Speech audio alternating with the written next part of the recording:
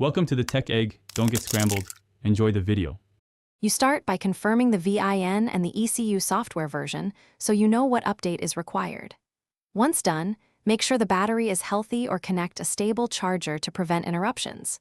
Next, prepare the update medium, either a formatted USB drive with the update package or log in to the factory OD's account. These steps prevent bricked modules.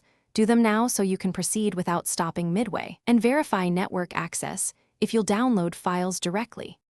You'll now execute the update while staying attentive.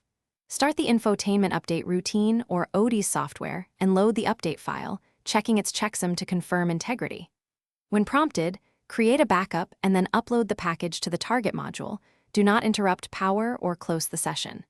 Monitor on-screen progress and ECU status messages because some modules require staged installs and reboots. If a secondary module needs updating, repeat the upload sequence.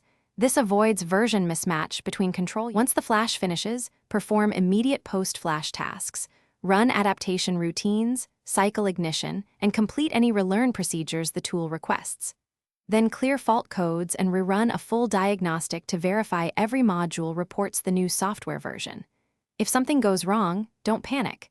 Check logs, attempt the update again in safe mode, or restore from the backup you made earlier.